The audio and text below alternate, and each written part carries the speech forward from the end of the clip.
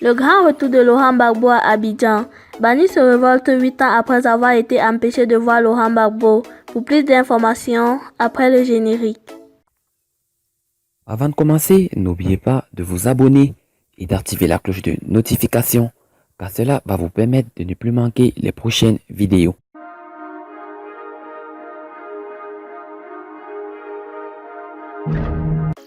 C'est un Charles Konan Bani déçu de la classe politique ivoirienne qui s'est exprimé dimanche au micro de TV5 lors de l'émission Et si vous me disiez toute la vérité, animée par la journaliste Denise Duran. Charles Konan Bani, j'ai proposé, alors que Laurent Gbagbo était encore à la haie, d'aller le voir, mais je n'ai pas été entendu et suivi par ceux qui gouvernent.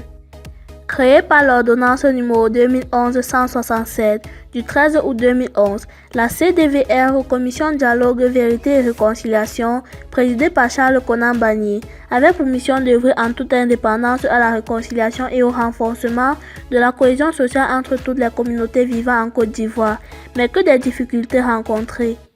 Plus de 6 années après la fin de ses activités en 2014, son ancien président Charles Konan Bani est revenu sur les moments forts de la commission, non sans jeter un regard critique sur la situation actuelle en Côte d'Ivoire.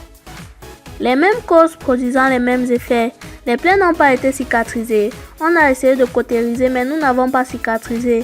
Et il faut très peu de choses pour que tout s'ouvre à nouveau.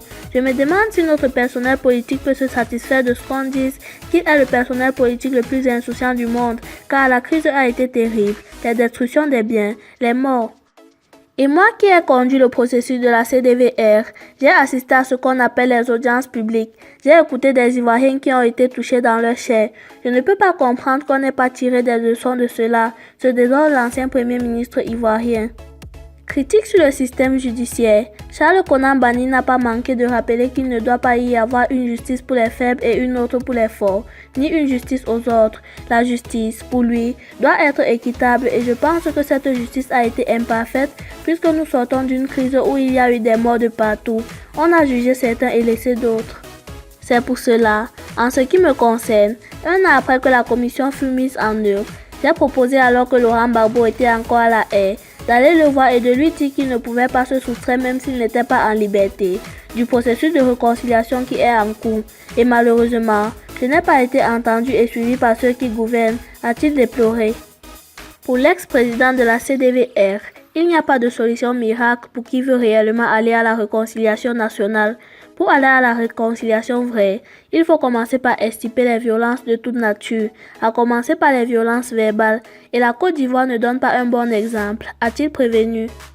Puis de dénoncer l'intrusion mercredi dernier du ministre Kobenan Kwasi Adjoumani dans l'enceinte de la cathédrale Saint-Paul du Plateau, pour y tenir une conférence de presse en riposte au message du cardinal Jean-Pierre qui estimait, dans une de ses adresses, que la candidature du président Alassane Ouattara à la présidentielle du 31 octobre 2020 n'est pas nécessaire.